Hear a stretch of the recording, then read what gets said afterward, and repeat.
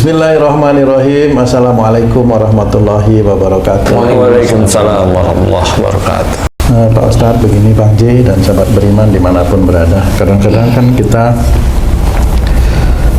semua pengen mencari ketenangan. Apakah dengan mempunyai harta yang banyak itu menjadi tenang, punya mobil mewah?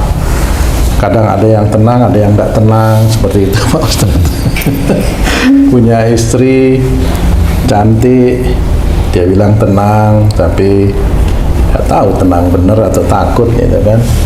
Kadang-kadang ada juga yang mengatakan dengan banyak berzikir atau mengingat Allah, hati juga menjadi tenang gitu. Sebenarnya ketenangan itu secara syariat atau secara ilmu tauhidnya yang seperti apa itu Pak Ustadz? Mohon pencerahannya Pak Ustadz. Ya. Bismillahirrahmanirrahim. Assalamualaikum warahmatullahi wabarakatuh. Waalaikumsalam warahmatullahi wabarakatuh. Amin ya rabbal alamin. Alhamdulillah.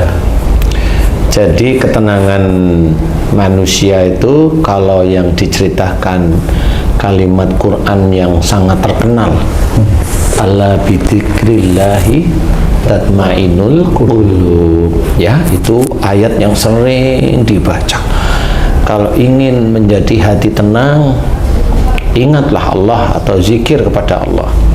Nah, kita tidak hanya memahami seperti zikir atau lisan berzikir kepada Allah itu yaitu dengan istighfar atau dengan muji Allah saja.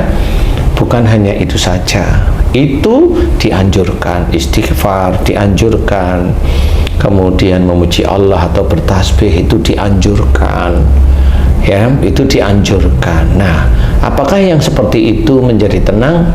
Yang kalau dikerjakan hanya zikrullah lewat lisan, itu belum menjadi tenang yang diinginkan seperti Allah. Tatmainul qulub itu bukan yang seperti itu, ya. Yang akhirnya hati menjadi tenang ini adalah ketenangan yang nanti didapat seorang muslim di akhirat. Kalau Allah memberikan hatinya tenang, itu keyakinan kepada Allah Ta'ala itu menjadikan dia itu tenang di dunia ini, yakin di akhiratnya. Nah, ingat kepada Allah dengan tadi ayat tersebut itu, ingat tidak hanya cuma zikrullah aja lewat lisan, tapi adalah melakukan semua aktivitas kehidupan dunia kita itu mengingat Allah. Mau keluar rumah, mau ke kantor, bismillah, membaca doa untuk perjalanan. Sampai di kantor, alhamdulillah. Mau melakukan pekerjaan, bismillah lagi. Ya. Nah, di dalam perjalanan kita itu di jalan dari mulai rumah sampai jalan, nanti ketemu sama orang yang ngeyel, orang yang ngawur. Jangan sampai kita terlena dengan orang yang ngawur tersebut. Itu ujian dalam perjalanan. Kemudian kalau kita itu melakukan pekerjaan, akan ketemu dengan teman-teman yang ada ya baik, ada yang ngawur, kan gitu ya. Nah, itu juga ujian. Nah, pada saat kita itu menghadapi ujian yang baik atau menghadapi ujian yang tidak baik, yang ngeyel, yang nyebelin, yang begitu teman-teman itu harus diselesaikan dengan syariat yang benar. Nah, menyelesaikan ujian demi ujian setiap kehidupan itulah ingat kepada Allah. Menyelesaikan dengan syariat yang benar di setiap kehidupan itu ingat kepada Allah.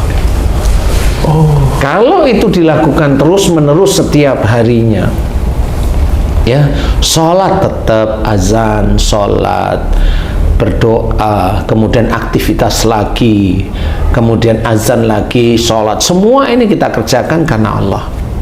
Berdakwah pun harus karena Allah, harus karena Allah. Karena bagaimanapun juga kalau harus karena Allah Ta'ala, berarti tiap kali kita berdakwah, lisan yang keluar itu harus benar-benar yang mengajak orang lain itu dekat kepada Allah Ta'ala, mengajak orang lain itu kembali ke jalan Allah Ta'ala, mengajak orang lain itu insya Allah kalau bisa masuk surga menurut syariat, menurut tuntunan. Sebenarnya dalam berdakwah pun itu juga tidak asal-asalan. Tidak bisa bercandain akhirat yang bercandanya salah. Tidak bisa bercanda dengan malaikat yang sebenarnya itu bukan pekerjaan malaikat. Bercanda tentang akhirat yang bercandain Allah. Bercandain Allah gimana? Banyak ya bercandain Allah, sehingga walaupun itu dakwah, tapi dakwahnya tidak akan manfaat di mata Allah Ta'ala, dan malah itu merugikan diri sendiri karena dia tidak paham bagaimana malaikat itu melakukan pekerjaan atau tugasnya, dan dia tidak paham bagaimana Allah itu sebenarnya maha berkuasa, maha detail, dan tidak ada kesalahan. Nah, disinilah kita harus hati-hati kalau sudah bercerita tentang dakwah.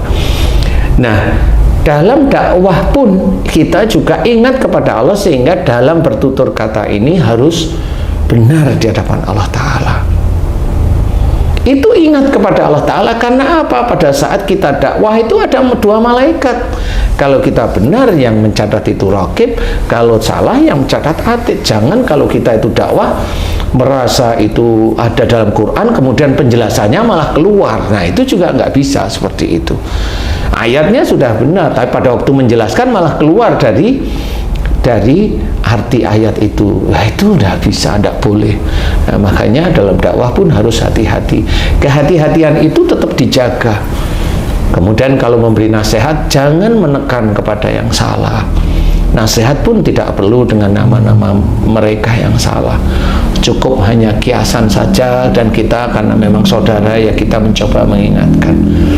Nah, ingat kepada Allah. Ala bidzikrillah. Nah, ini jelas. Jadi ingatlah. Maka dengan ingat kepada Allah atau berzikir kepada Allah, maka hati menjadi tenang. Kalau yang kita lakukan setiap hari itu selalu ingat kepada Allah, ingat ayat-ayat Allah terus-menerus, kita itu setiap hari pasti akan sejalan dengan ayat Allah atau keluar dari garis Allah, dari ayat Allah. Itu sebenarnya yang kita lakukan. Tapi kalau kita belajar terus-menerus untuk ada di garisnya Allah, ada dalam syariat, nah insya Allah itulah yang namanya ingat kepada Allah. Kalau ingat kepada Allah Ta'ala, hati menjadi tenang, nggak usah khawatir. Hati menjadi tenang apa? Kalau kita sudah mengerjakan ikhtiarnya sudah jelas, tenang, nggak perlu apa-apa. Nanti Allah akan memberikan rizki kepada kita. Kalau yang kita berikan kepada Allah Ta'ala jelas, kemudian kita hormat kepada orang lain, kita hormat kepada orang tua, kita hormat kepada siapapun, nggak usah takut kalau Allah nanti akan memberikan rizki berupa jodoh yang soleh atau soleha. Nggak usah takut, itu hati menjadi tenang. Kalaupun kita sudah punya jodoh, kita hormat kepada pasangan kita juga kita ajari hormat kepada kita ajari hormat kepada kita ajari sujud pada Allah Ta'ala, kita ajari untuk faham bahwa Allah itu selalu menilai kita setiap detiknya, setiap saatnya. Nah, itu kenapa saya harus seperti itu? Karena saya tahu bahwa saya harus mengerjakan itu karena Allah. Nah, itu ingat kepada Allah, tidak hanya berlisan aja yang mengucap astagfirullah, tidak mengucap subhanallah, tetapi langsung dikerjakan. Itu ingat kepada Allah Ta'ala. Dan tidak usah takut nanti kalau itu sudah terjadi, tidak usah takut anak kita seperti apa. Insya Allah kalau memang suami istri akhirnya itu selalu mengerjakan perintah-perintah Allah, anaknya lahir dengan tanpa cacat, anaknya lahir dengan tidak jari terpotong umpamanya, itu akan terus mengalir terus. Dan anak itu dibikin oleh Allah Ta'ala standar, tidak pintar, tidak bodoh, pintar sih tapi tidak terlalu pintar. Orang tuanya pasti senang. Memang saya tidak terlalu suka yang terlalu pandai, karena terlalu pandai anak ini bisa sombong nantinya. Itu ngerti. Kalau orang tua tidak tahu, seneng anaknya pintar, padahal sombongan itu disiapkan oleh anaknya itu sendiri. Kalau dia itu dulu jagoan, pandai. Nah, setelah sombong, dulu orang tuanya juga banggain anaknya, dosa di situ. Nah, disitulah sebenarnya khawatirnya, di situ harusnya. Itu menjadi ketidaktenangan seseorang. Ketidaktenangan itu di situ. Makanya kalau anaknya sombong, kemudian anaknya beginilah, dia kan khawatir, nggak tenang. Walaupun dia sholat, nggak tenang dia. Walaupun dia sholat, istrinya sakit, nggak tenang dia. Walaupun dia sholat, nggak tenang. Coba istrinya sakit itu, suruh zikir terus, nggak tenang, karena dia nggak tahu penyakitnya itu, nggak ketemu bagaimana dokter, nggak tenang. juga dia zikrullah, enggak. Orang yang punya hutang suruh dia zikir, enggak tenang juga karena dia harus mengembalikan uangnya. Jadi bukan hanya zikir itu. Kalau zikirnya orang yang sudah settle mamanya ya, dia udah punya pekerjaan, istrinya mapan, itu zikir itu memang sepertinya menenangkan, tetapi bukan zikir itu yang menenangkan. Zikrullah dalam bentuk lisan itu menambah amal soleh. Itu menambah amal soleh, insya Allah. Semakin kita itu paham, semakin kita faham, amal soleh itu akan ditambah oleh Allah Ta'ala. Jadi ketenangan itu adalah nanti di akhirat.